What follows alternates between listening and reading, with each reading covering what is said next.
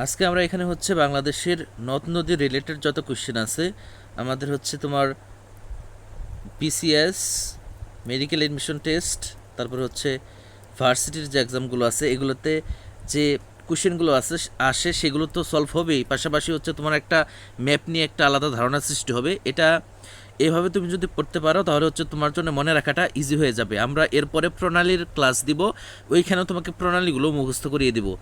Just তোমাকে এই ম্যাপটা কয়েকবার রিভিশন দিতে হবে অথবা কয়েকবার নিজে নিজে আঁকিয়ে দেখতে হবে। তো চলো শুরু করা যাক। আগে দেখো, তোমাকে বাংলাদেশের ম্যাপের কয়েকটা পয়েন্ট আগে তোমাকে দেখাই। এই যেমন এই পয়েন্টটা, এটা হচ্ছে তোমার সিলেট, আমরা জানি। তারপর এই পয়েন্টটা হচ্ছে সিলেট, আর এই দিকের পয়েন্টটা হচ্ছে রাঙামাটি বান্দরবান। এইদিকে তো হচ্ছে তোমার বঙ্গোপসাগর, দেখতে পারতেছো, মার্ক করে রাখছি। এদিকে হচ্ছে তোমার চাঁপাইনবাবগঞ্জ, আর এদিকে হচ্ছে পঞ্চগড়, নীলফামারী, কুড়িগ্রাম। তো এখন তোমাদেরকে আমি দেখো কয়েকটা পয়েন্ট করে রাখছি, ওই পয়েন্টগুলোর মাধ্যমে তোমাকে আমি আজকে এই নদ নদীগুলো শিখাবো। দেখো প্রথমে আমি 1 নম্বর পয়েন্টে চলে যাব।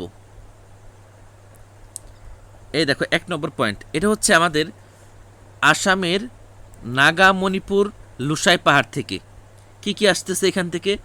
এখান থেকে দেখো প্রথমে সিলেট দিয়ে প্রবেশ করতেছে সুরমা নদী, সিলেট দিয়ে প্রবেশ করতেছে সুরমা নদী।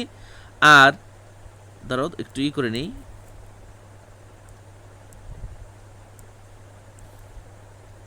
হ্যাঁ দেখো সিলেট দিয়ে প্রবেশ করতেছে সুরমা নদী, আর এই দিক দিয়ে আরেকটা নদী প্রবেশ করতেছে সিলেট দিয়ে, সে নদীর নাম হচ্ছে কুশিয়ারা। এই দুইটা নদী প্রবেশ করলো। প্রবেশ করার পর একটু এগিয়ে গিয়ে আজমিরিগঞ্জ নামের একটা স্থান, এই যে আজমিরিগঞ্জ, এখানে এসে এই দুটো মিলিত হয়ে নাম ধারণ করলো কালনি। কি নাম ধারণ করলো? কালনি নাম ধারণ করলো। আচ্ছা, এই পর্যন্ত আমরা রাখি।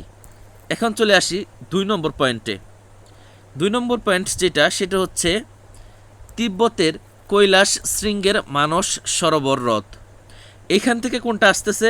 এখান থেকে কুড়িগ্রাম হয়ে ব্রহ্মপুত্র প্রবেশ করলো বাংলাদেশে। কুড়িগ্রাম হয়ে তিব্বতের মানস সরোবর হ্রদ থেকে ব্রহ্মপুত্র নদ বাংলাদেশে প্রবেশ করলো।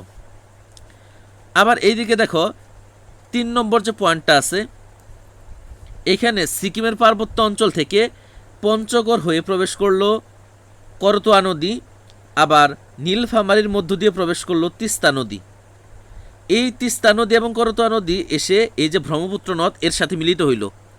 মিলিত হওয়ার কিছুদিন পর, অর্থাৎ 1787 সালে, এই যে দেখো 1787 সালে একটা ভূমিকম্প হয়। এই ভূমিকম্পের ফলে এই ব্রহ্মপুত্রের দুইটা মানে ই সৃষ্টি হয়, শাখা সৃষ্টি হয় দুইটা। একটা হচ্ছে তোমার এই যে পুরাতন ব্রহ্মপুত্র, যেটা এদিকে চলে আসলো, আর একটা হচ্ছে যমুনা নদীর সৃষ্টি করলো। ব্রহ্মপুত্র নদ থেকে কিন্তু যমুনা নদীর সৃষ্টি হয়। এই যমুনাকে অনেক সময় কিন্তু নব বা নতুন নদীও বলা হয়। আচ্ছা, এ পর্যন্ত থাক।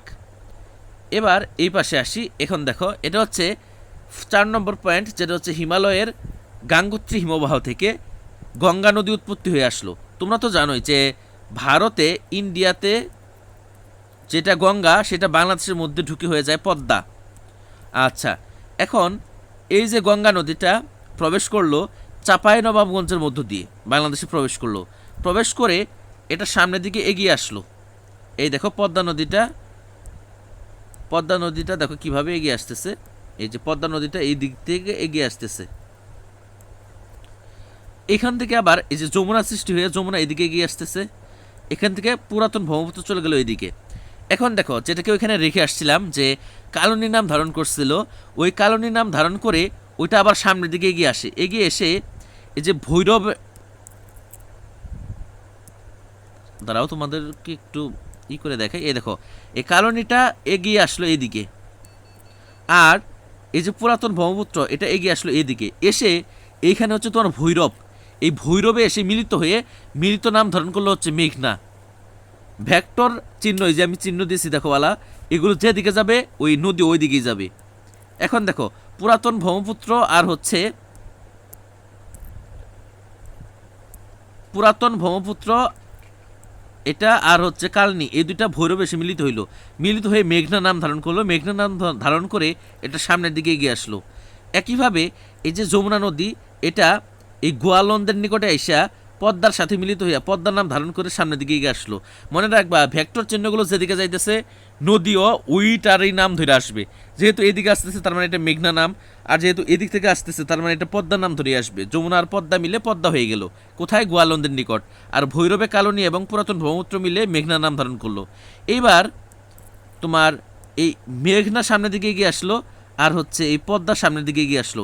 এসে চাঁদপুরে আইসা এই পদ্মার মেঘনা মিলিত হইল। চাঁদপুরে আইসা পদ্মার মেঘনা মিলিত হইয়া এটা আবার এই যে এই চিহ্ন হয়ে আসতেছে, মেঘনার তীর চিহ্ন হয়ে আসতেছে, তার মানে এটা নাম আবার মেঘনা ধারণ করবে। পদ্মার মেঘনা মিলিত হয়ে মেঘনা নাম ধারণ করে এটা আবার সোজা এই যে এই দিকে এসে বঙ্গোপসাগরে পতিত হইল। এই যে বঙ্গোপসাগর আছে নিচে। আচ্ছা, আশা করি এটুকু তোমরা বুঝতে পারছো। এইভাবে তোমরা যদি আঁকিয়ে পড়ো তাহলে অনেকটা সোজা হয়ে যাবে তোমাদের জন্য। আর এগুলা এই দুইটা দেখাই দিই, একটা হচ্ছে মিজোরামের লুসাই পাহাড় থেকে রাঙামাটি হয়ে প্রবেশ করে হচ্ছে কর্ণফুলী, আর একটা হচ্ছে লামার মাইভার পর্বত থেকে এসে তোমার বান্দরবন হইয়া মাতামুহুরী নদী বাংলাদেশে প্রবেশ করে। এই ছিল আজকে তোমার হচ্ছে পুরাটা ম্যাপ, এবং এখানে নদ নদীগুলো পড়িয়ে দিয়েছি। তো তোমরা যদি এটা কয়েকবার রিকেপ করে দেখো অথবা নিজে প্র্যাকটিস করো, আশা করি নদ নদী নিয়ে আর তোমাদের আর কোনো সমস্যা হবে না।